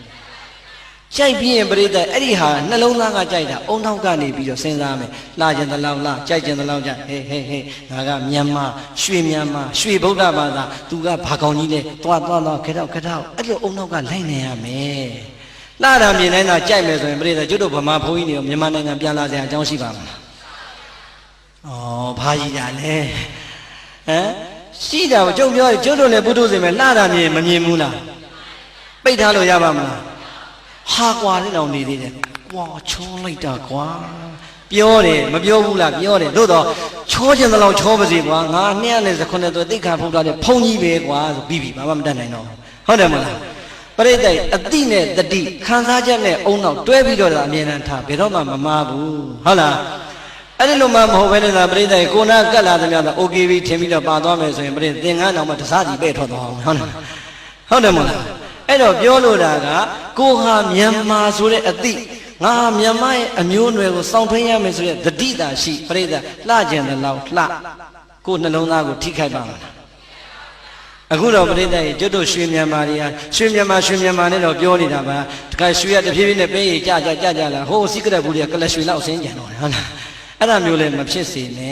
့ဟုတ်လားအဲ့တော့ဦးဇင်းတို့ပြောလို့တာကစောင့်လေမျိုးနွယ်ဆိုတာကဘုန်းကြီးတွေရေတောက်ဟောနေလို့လည်းမရဘူးမြန်မာမျိုးသမီးတွေကိုယ်တိုင်ကစောင့်ရှောက်ရမှာဟုတ်တယ်မလားခုနကပြောသလိုပေါ့လှတာမြင်ရင်ကြည့်ခြင်းပဲလှတာမြင်ကြိုက်မယ်သို့တော့အဲ့ဒီကြိုက်တယ်ဆိုတဲ့နှလုံးသားကဖြစ်ပေါ်လာတဲ့ခံစားချက်ကိုအုံနောက်ကချက်ချင်းတကားပိတ်လိုက်ဟေးမဖြစ်ဘူးဆိုရင်ပြိတ္တတတိဝင်မသွားဘူးလားခုမညာခမများတို့ဒီမကွေးမှာတော့မသိဘူးရန်ကုန်မှာဖြစ်နေတဲ့ပြဿနာပြိတ္တကိုရီးယားမင်းသားကဗမာမင်းသားတဲ့တာနေပြီဟမ်မကွေးမှာကိုရီးယားမင်းသားကြိုက်တာမလားဩဗျာကျုပ်ကမကြိုက်ဘူးမှန်ဟုတ်လားကျုပ်တို့လည်းကိုရီးယားမင်းသားမင်းသမီးကိုကြိုက်လို့မရဘူးဘာမောင်းလေးကိုထည့်ထောင်းနေတာဘာဖြစ်လို့လဲသိလားဗမာပြည်ကျုပ်တို့ပြန်ရောက်ခါစားဘာတူလဲချွန်စောနဲ့အွန်စောဖြစ်စားနေတာရန်ကုန်မှာတရားပွဲ9 နာရီစလို့ကိုမရဘူးခေါ်ဘကလမ်းဆိုဘုံဘုံရေခဏလေးဆွဲထားပါဖြတ်ထားပါဟာဘာဖြစ်လို့တော့ဟာတယ်လီဖုန်းစကားမပြီးသေးဘူးတဲ့ဒီနေ့ကဂျွန်စောနဲ့အွန်စောဒုက္ခပါပဲကွာလို့ဂျွန်စောနဲ့အွန်စောလာတော့လေကျွတ်တို့ဘုံကြီးကပဲအရှုံးပေးရတာ7 နာရီမှကျောင်းကထွက်သူတို့ကလည်း7 နာရီထိုးမှပလင်ပေါ်ဘုံကြီးရောက်မှပဲအင်ရဆင်းလာကြတော့တရားပွဲ7 နာရီမှစရတယ်ဟုတ်လားဂျွန်စောနဲ့အွန်စောပြီးသွားပြီဆိုတော့ပျော်လိုက်တာဟာဒီကောင်2ကောင်ပြီးသွားရင်တော့ငါတို့တရားပွဲ9 နာရီစလို့ရပြီလို့ဟုတ်လားကားလေးသပြီးတော့ပြင်မယ်ထွက်မယ်လောက်ကချင်းဘုံဘုံရေမလာနဲ့အောင်အခုကောင်ကပုံမိုက်တယ်ဘာလို့လဲဆိုဒရိုက်တာရင်နဲ့ဟုတ်လားသွားပြန်ပြီဒါရိုက်တာရင်နဲ့တွေ့တော့လဲကျုပ်တို့ပဲရှုံးတာပဲကဲမထူးဘူးကွာဒီလောက်တောင်ကြိုက်တဲ့လူကြိုက်ကြတာဟာငါတို့ရှုံးရင်လည်းရှုံးမသိတော့ဟုတ်လားဒါရိုက်တာရင်ပြီးပြီလည်းပြောရောဒီကြားထဲမှာပါသေးတယ်တချို့အကျဉ်းနဲ့အောင်မြောက်တာပါသေးတယ်ဗါတယ်ဟလားကျုပ်ယောဂီဖွားကြီးတွေခင်ဗျားတို့မင်းညတော့ဘာလို့တရားစကားမလဲဖုံဖုံရဲ့တဲ့အားနာပါတယ်တဲ့ရှောက်ရမှာဘာဖြစ်ရှောက်သမ်းမှာအားမနိုင်ဘူးမင်းညမင်းသားတွေတအားလာတာတဲ့ဒါကြောင့်မလာနိုင်ဘူးတဲ့60ကျော်နေပြီဟုတ်လားအဲ့တော့ तू ကရောရောက်ပြောတယ်ဖုံဖုံနဲ့ပြောရမှာနောက်ထပ်အားနာတာရှိပါလေအဲ့မင်းသားလေးတဲ့ဖုံဖုံနဲ့ခက်ဆင်တဲ့ဟုတ်လားကျုပ်ကအဲ့ကြတော့နည်းနည်းကြည့်နေတာမဆိုးပါဘူးလို့ဟုတ်လားကြည့်ပါလို့သေချာကြည့်နော်လို့နောက်ထပ်ဘယ်နေရာတွေတူသေးလဲလို့ဟုတ်လားအဲ့တော့ပြိဿရေ အဖွားကြီးတွေဒါရင်ရတော့ကြိုက်တာအဲ့တော့ဩပြီးသွားပြီပေါ့လေဒါရင်ပြီးရင်လည်းတို့တရားပွဲ9နာရီစမှာဟောမကြဘူးသူတို့စကားဆုံးမဆုံးနိုင်ဟာခင်ဗျားတို့ဟိုမင်းသားပြီးသွားပြီဆိုလို့တရားပွဲ9နာရီမစသေးဘူးဆိုဟာဘုံမို့ရင်နောက်တစ်ယောက်လာပြန်ပြီသူတို့ဒရိုင်ဘာကင်နဲ့ဟုတ်လားဒရိုင်ဘာကင်ဆိုလို့ကျုပ်ကတော့ငငယ်ချောချောလေးမှဘယ်မှာတော့ခင်ဗျားတို့ဒရိုင်ဘာကင်ကျုပ်ကကြည့်လိုက်တာဟိုမှာအဖွားကြီးဒီကနီးနေပြီဟုတ်လားအဲ့ဒါလည်းသူတို့ကြိုက်တာပဲဟုတ်လားနောက်ဆုံးပြိဿရေဘာမှမရအောင်တော့ကိုကအဲ့ဒီမှာရောပါသွားဟုတ်လားဘာဖြစ်တရားပွဲမရှိတဲ့နေ့ကျရင်မထူဘူးသူတို့တော့ပြောမှလည်းငါတို့ကြည်ပို့အောင်လို့ကြည်ထားမှာပဲဟုတ်ကြကြီးတဲ့နေ့မှာတိုက်ဆိုင်ဆိုင်ရဟန်းမသမီးတွေကဖုံးဆက်တယ်ဖုံးဖုံးနဲ့ဒီနေ့တရားပွဲမသွားဘူးလားမပေးဘူးဟာဒီနေ့မရှိဘူးဘာလုပ်နေလဲဖုံးဖုံးနဲ့အေးနင်တို့လိုပဲငါလည်းစကားကြည့်နေတာလို့အမလေးတဲ့တပည့်တော်တို့ကြော်ညာဝင်တဲ့အချိန်မလို့ဖုံးဖုံးကိုဆက်တာပြီးရင်ကြည့်အောင်ပါတဲ့ဟလာအဲ့တော့နင်တို့ကဘသူ့ကိုကြည့်ပြီးဘာပြောနေငါလည်းကြည့်တာကြည့်တယ်ဟာဖုံးဖုံးအဲ့မင်းသားလေးချောတာလေအရင်ကောင်းနေအပလာဖြစ်သွားပြီတဲ့ဟာဘသူတော့ငါပြောပါတော့လီအောင်ကြီးလေးဆိုလားအောင်မလေးပရိသတ်ဖြစ်ကျင်တော့ကျုပ်ကလည်းမြင်တာလီအောင်ကြီးတခါမှမမြင်ဟုတ်လားအဲ့တော့ဖုံးမောလည်းကြည့်တယ်လည်းပြောသေးဘာကိုကြည့်ပြီးဘာကိုကြိုက်နေလဲမသိဘူးလို့ငါတော့အဲ့ဒီကောင်အာယုံဆိုင်လို့ကိုမရအောင်ငါမြင်တာလဲအွန်စောတယောက်မြင်တာပဲလို့အဲ့တော့အွန်စောအလှဲ့လဲရောက်သူကမကြည့်နိုင်ဘူးဖုံးမောလည်းအွန်စောကြီးသွားကြည့်တယ်လီအောင်ကြီးကြည့်ပါအဲ့ဒီလိုတော့မပြောနဲ့လေလို့ကိုအကြိုက်နဲ့ကိုဘောလို့ဟုတ်လားအဲ့တော့ပြိဿကြီးပြောလို့တာကခုဗမာမင်းသားကနေပြီးတော့ကိုရီးယားမင်းသားကြီးကြိုက်မနေဘူးလားကြည့်ပါကြိုက်ပါဒါပေမဲ့လို့ပြိဿပါမသွားနဲ့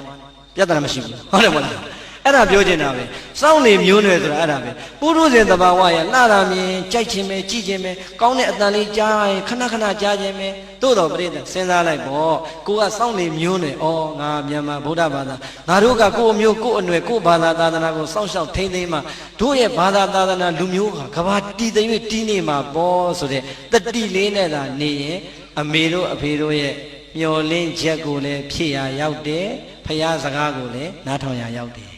ဟုတ်တယ်မို့လားရမလက်ချက်ပြီးသွားပြီလေကျွေးမွေးမပြတ်ဆောင်ရွက်စီမံမွေခံတိုက်စေလူများဝေ၍စောင့်လေမျိုးနွယ်တဲ့ပရိသတ်၅ချက်တော့ပြီးသွားပါပြီအဲ့ဒီ၅ချက်ကိုညီအောင်လိုက်လာတဲ့သာသမီတွေအမွေခံထိုက်တဲ့သာသမီတွေဖြစ်ပါလိမ့်မယ်ညီအောင်မနေတိုင်းမလိုက်နာမကျင်သုံးမှုဆိုရဲသာသမီတွေအမွေခံမထိုက်တဲ့သာသမီတွေဖြစ်ပါလိမ့်မယ်ဒီတော့ကိုယ်ဘယ်ထဲမှာပါလဲဆိုတာအမှတ်ပေးပြီးပြီလားဘယ်ထဲမှာပါလဲဘယ်ထဲမှာပါလဲပလင်ဘောကဘုန်းကြီးမစင်မချင်းတရားပွဲဆိုတာပြီးတယ်မရှိဘူးနော်မေးလို့မပြောလို့ကတော့ဆင်းကိုမဆင်းဘူးဟုတ်လားမိုးလင်းလင်းမစီဟုတ်လားဟမ်ကဲပရိသတ်ဒီ၅ချက်လေးဟာအမှတ်တမဲ့ပေါ့ပေါ့လေးနေတော့ငငယ်လေးရလာတဲ့လင်္ကာလေးဆိုတော့အမှတ်တမဲ့ပဲမနေဘူးလားအရေးမကြီးဘူးလားဘသူတွေရဲ့တန်အောင်လဲသားသမီးတွေရဲ့တန်အောင်ပြောတော့အဖိုးကြီးဖွားကြီးတွေသဘောမကျဘူးလားမလီဘုန်းကြီးရဲ့တပည့်တော်ပြောခြင်းတဲ့စကားတွေကိုတော်ကိုစားပြောပေးတာမနဲ့မှဟောဤစိတ်ငကဟုတ်ကုန်ဘူးလားလူအောင်မှာဆိုပြီးတော့များစိတ်ကူးပေါက်ရင်ပေါက်နေအောင်မှာဟမ်အဲ့တော့ပြိဿအဖိုးကြီးတွေအဖွားကြီးတွေဝမ်းသာတာကိုလည်းကျုပ်ကသဘောပေါက်ပါတယ်ဒါသားသမီးပြောရင်မိဘတွေကသဘောကျတာပဲငါတို့ကိုစားပြောပေးတယ်ပေါ့ဒါပေမဲ့လို့အကုန်လုံးလဲဝမ်းသာမနေနဲ့ဟုတ်လားဟိုတော့ကဘုန်းကြီး၃-၄ပါးကျောင်းပေါ်မှာထိုင်ပြီးတော့စကားတွေပြောနေတယ်ကျောင်းတကာနဲ့ကျောင်းမှာလည်းဘုန်းကြီးတွေနဲ့မတွေ့တာကြာလို့ဆိုပြီးတော့ကဲကျောင်းသွားကြအောင်ဟေးတို့ဆရာတော်ကြီးနဲ့လည်းမတွေ့တာကြာပြီဆိုတော့ကျောင်းအောင်နာဝင်ပြီးတော့နေုံတော်ရမတက်နဲ့ဘုန်းကြီးတွေတရားများထိုင်နေသလားမသိဘူးတော့ကြာတရားမထိုင်နဲ့တရားထိုင်နေတို့အတွက်အနောက်ဆက်ပြောမယ်ဆိုအောက်ဝင်လိုက်တော့ဘုန်းကြီးတွေကတရားမထိုင်ကြည့်ဘူးအဲ့ဒီနေ့ကျမှရင်နှွေးတုံးလေးနဲ့ရွာထဲကအကြောင်းပြောတယ်ဟုတ်လား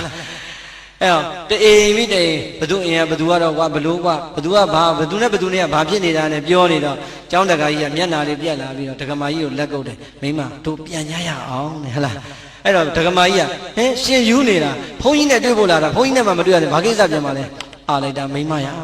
အပေါ်ဘုန်းကြီးတွေရွာထဲကအကြောင်းတအိမ်မိတအိမ်ပြောနေတာတို့အိမ်နာရောက်ခါနေပြီဟာခုလည်းပဲသိမပြောနဲ့ကိုယ်အိမ်နာရောက်ခါနေပြီဟုတ်လားအဲ့တော့သားသမီးလေးတွေကိုမိဘတွေ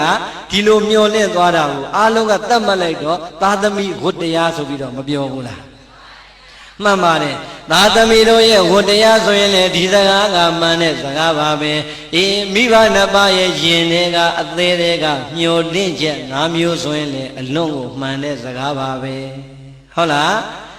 ဒါဆိုရင်ပြိဿရေလောကကြီးကတခါတခါမှအတဲ့ကြည့်ပေမဲ့ဖြောင်းမြန်တွေ့ရတတ်တယ်တခါတခါဖြောင်းမြန်ကြည့်ပေမဲ့အတဲ့ဖြစ်တတ်တာလည်းရှိတယ်သားသမီးလေးတွေကမှန်ကန်ပြီးတော့မိဘတွေကဗလချဖြစ်နေတာလည်းမြောင်များစွာရှိတတ်တယ်မရှိဘူးလား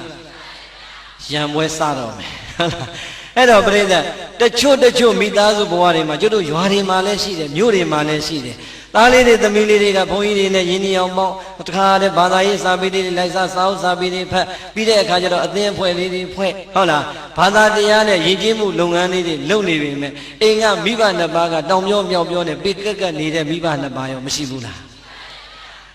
ပြိဿအများကြီးပဲဟုတ်လားတော်တော်များများလည်းရှိတယ်အဲ့တော့ပြိဿစဉ်းစားကြည့်သားသမီးလေးတွေကဘုရားကျောင်းကံကိုသွားမယ်ဘာသာရေးပွဲတွေမှာသွားမယ်ကာယကံကုသိုလ်တွေနဲ့ရအောင်ယူမယ်ဝစီကံကုသိုလ်တွေနဲ့အာရပါရနဲ့ခေကျွေးပြီးတော့တိုက်တွန်းနေမယ်အေးအဲ့ဒီလိုသားသမီးလေးတွေကအာရပါရနဲ့ဘာသာသာသနာလုပ်ငန်းလိမ္မာစွာလုပ်နေပြီမဲ့တချို့အိမ်မကြံတဲ့အဖေက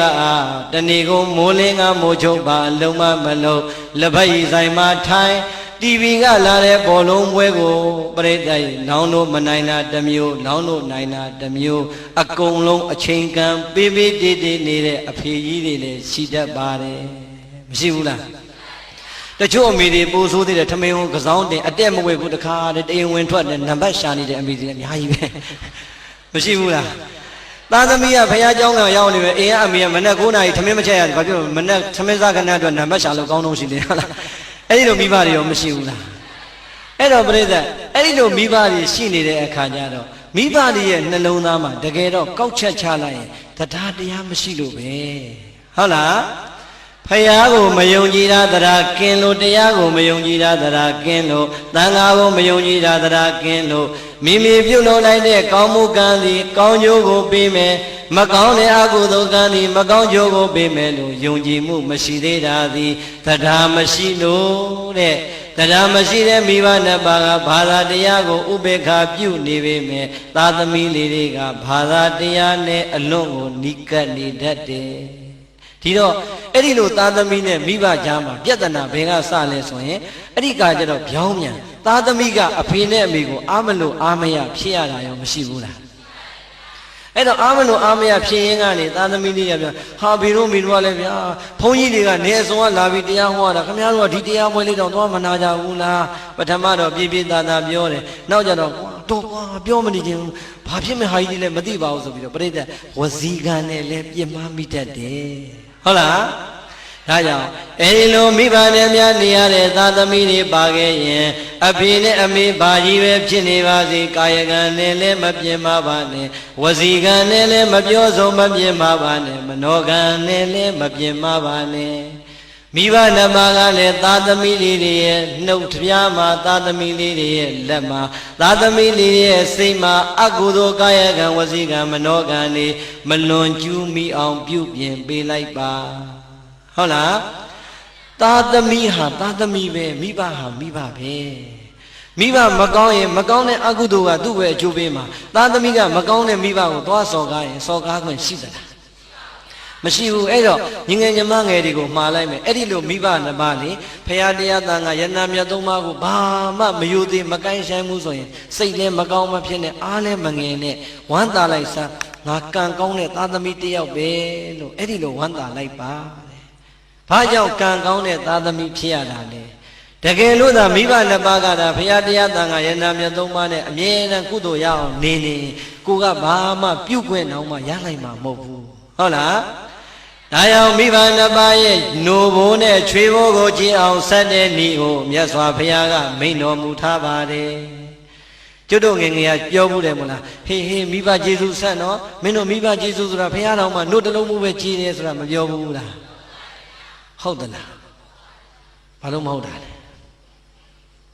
စဉ်းစားပြိဿတခါတခါမှမြန်မာနိုင်ငံမှာမဟုတ်တာတွေအမှန်ဖြစ်နေတာတွေအများကြီးပဲဒီမှာမြတ်စွာဘုရားကတခါတည်းဟောခဲ့တယ်အမေနှုတ်ဘိုးနဲ့အဖေချွေးဘိုးကိုမင်းတို့ကျင့်အောင်ဆက်တဲ့ဤငါဘုရားပေးခဲ့မယ်ဆိုပြီးတော့ပေးခဲ့တယ်ဟုတ်လား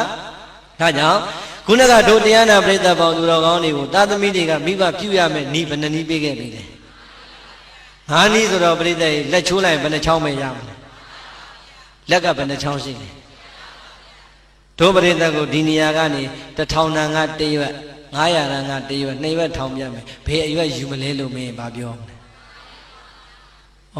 တော်လိုက်ကြတာ1000တန်ယူမယ်ဟုတ်လားကြိုက်လိုက်တာနော်ဘာဖြစ်လို့1000တန်ယူချင်တာလဲများလို့ဟာအဲ့ဒါဆိုအားကြမှာအဲ့ရနေပြီးတော့ငကတ်နဲ့ဘီးနဲ့ချုပ်ပြီးထောင်ပြပြီးဘယ်ဟာယူမလဲကျုပ်မေးကြည့်ပါလားဟမ်ဒကမာကြီးတွေလုံနေငကတ်ယူမလားဘီးယူမလားဆွဲကြိုးယူမလားထောင်ပြကြည့်လေကျုပ်ကတော့အကုန်လုံးယူမှာအဲ့တော့ပြိဿ90ရာခိုင်နှုန်းပဲရလို့အားငယ်မှာသလိုနောက်ထပ်90ရာခိုင်နှုန်းမြတ်စွာဘုရားကထပ်ပေးတယ်အာသတိသတ္တသမရယသမတပေတိနိဝေသေတိပဋိဋ္ဌာပေတိဖယားတရားသံဃာယရဏမြတ်သုံးပါးတဲ့ကံကံရဲ့အကျိုးအပေါ်မှာ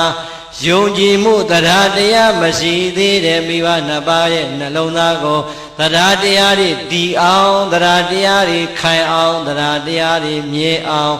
အဲ့ဒီသာသမီတွေပြုစုလိုက်မယ်လှုပ်ပေးလိုက်မယ်ဆိုရင်အမေလိုဘိုးနဲ့အဖေချွေးဖို့ကြည်အောင်ဆက်နေတဲ့ပထမနီးနဲ့ဆက်နေတာဟောအမေလိုဘိုးနဲ့အဖေချွေးဖို့ကြည်ကျင်နေဆိုရင်အမေတို့အဖေတို့ကိုဖះကိုယုံကြည်အောင်ကြီးညိုအောင်တရားကိုယုံကြည်အောင်ကြီးညိုအောင်တန်ခါကိုယုံကြည်အောင်ကြီးညိုအောင်ပြုစုပေးပါတဲ့စောင့်ရှောက်ပေးပါအဲ့ဒါဆိုရင်သားကောင်းလိမ်မှာသမီးပိတသွားပါပြီကဲပရိသတ်ကြီးအမေနဲ့အဖေကိုတရားတရားရှိအောင်လုပ်ရတာမလွယ်ဘူးလား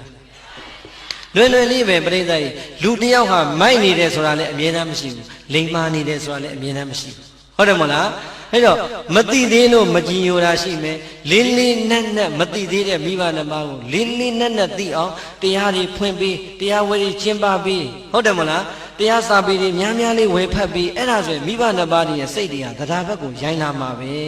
ဟုတ်လား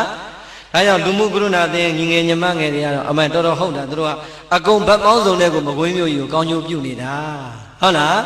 ဒီတော့ပြောချင်တာကမိဘနှစ်ပါးရဲ့နှလုံးသားထဲမှာဘုရားတရားတန်ခါယန္နာသုံးပါးနဲ့ကံနဲ့ကံရဲ့အကျိုးကိုယုံကြည်တတ်တဲ့တရားတည်သွားပြီဆိုရင်အဲ့ဒီသာသမီဟာအမေနှုတ်ဘိုးနဲ့အဖေချွေးဘိုးကိုကြည်အောင်ဆက်လိုက်တာပဲဟုတ်တယ်မလားပြီးတော့ခတ်တယ်လားမခတ်ဘူးနောက်ထပ်ကြံသေးတယ်သာသမီလေးတွေကအရွယ်ရောက်လာပြီမဲ့အသိဉာဏ်ရင်းလာတော့တောက်ရစာရမှမသိအေးအင်းကအဖေကပရိသတ်ရေရွာသားဆိုရင်လည်းထမင်းအောက်ကမထွက်တဲ့အဖေတွေအများကြီးရှိသေးတယ်မြို့သားဆိုရင်လည်းဘီယာဆိုင်ကနေမပြန်လာတဲ့အဖေတွေအများကြီးရှိသေးတယ်မရှိဘူးလားတာကြီးတွေသမီးကြီးတွေအပြိုလူပြိုဖြစ်လို့တက္ကသိုလ်ကျောင်းသူကျောင်းသားကြီးတွေဖြစ်နေတဲ့အထိတောက်လို့ကောင်းလို့ဆိုတဲ့အဖေတွေမရှိဘူးလားကဲဝမ်းနဲ့စရာမကောင်းဘူးလားအဲ့တော့ပြိဿလူဟာရှက်တတ်တဲ့အရွယ်ရောက်လာရင်ရှက်ရမ်းရမ်းတတ်တယ်ဆိုတာမရှိဘူးလားဒီတော့သားသမီးလေးတွေကတငယ်ချင်းအပေါင်းအသင်းများမှာကိုယ့်အဖေကရသမားကြီးလို့ပြောခံရရင်ဘယ်သားသမီးခုံယူခြင်းမလဲယူခြင်းမလားဒါကြောင့်အဲ့ဒီလိုမိဘနှစ်ပါးပါရင်လည်းမိဘနှစ်ပါးကပြန်လိုက်ပါသားငယ်သမီးငယ်တွေကလည်းမိဘနှစ်ပါးကိုချင်းသီလမကောင်းမှုဆိုရင်အပြစ်တွေတင်ပြီးတော့အချိန်လေးမဖြုံးကြပါနဲ့သီလမပြည့်စုံတဲ့မိဘနှစ်ပါးကိုသီလပြည့်စုံအောင်စောင့်ရှောက်ထိန်းသိမ်းလိုက်ခြင်းဟာဒုတိယအမေနှုတ်ဘိုးနဲ့အဖေချွေးဘိုးကိုအခြေဆက်တဲ့နည်းပဲတဲ့ဟုတ်လားအလုံးစုံတို့တရားနာပရိသတ်ပေါင်းသူတော်ကောင်းတွေမြတ်စွာဘုရားလက်ထက်တော်ကာလတုန်းကအမ္ဘပါဠိထေရီမာကြီးဆိုတာကြားဘူးတယ်မို့လားဘယ်လိုကြားဘူးလား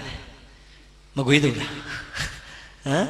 အမ္ဘပါဠိထေရီမာကြီးဆိုတာပရိသတ်ကြီးငယ်ငယ်ရွယ်16 19 18 25နှစ်လောက်အထိအလွန်လှတဲ့အရွယ်မှာပြည်တန်စာမာကြီးဖြစ်ခဲ့တယ်။ဘာဖြစ်ခဲ့လဲ။ပြည်တန်စာမာကြီးဖြစ်ခဲ့တယ်။အံ့ဩစရာကောင်းလိုက်တာအလှအပကိုအရင်ပြပြီးတော့ပြည်တန်စာလှုပ်လာတဲ့အဲ့ဒီအမ္ဘပါဠိထေရီမာကြီးဟာအသက်50ကျော်60ဝန်းကျင်ရောက်တော့သာယဟန္တာရဲ့ဟောကြားတဲ့တရားကိုနာပြပြီးတော့မှသာသနာပေါင်းကိုဝင်ပြီးတော့ယဟန်ပြုလိုက်တာကိလေသာကင်းတဲ့ယဟန္တာထေရီမာကြီးဖြစ်သွားတယ်။ဟုတ်လား။ကဲအမေကပြည်တန်စာသားကယဟန္တာသားကသာဟာငါအမေပြည်တန်စာကြီးငါအဖက်လို့မဖြစ်ဘူးငါကယဟန္တာပဲဆိုပေါ့ပေါ့ရောရောတောင်းမဲ့နေနိုင်မယ်ဆိုရင်သားယဟန်နဲ့အမွေခံမထိုက်တယ်လို့ပြိဿကြီးဟောဒီမှာအမေဖြစ်တဲ့ပုဂ္ဂိုလ်ရောတန်ဖိုးကြီးမားတဲ့တရားကိုရပါမလားအဲ့ဒါပဲအမေသီလပြတ်တာသီလပြတ်တာဒကဏပဲသားသမီးလုပ်ပေးရမယ်တောင်းဟာသားသမီးတောင်းအောင်မယ်ဟုတ်တယ်မဟုတ်လား ဒါရောအလုံးသောဒုဒကဓမ္မပေါင်းသူတော်ကောင်းတွေကိုအာလုံးသိကြတဲ့ဇာကြောင်းလေးတစ်ခုပြောပြရစီ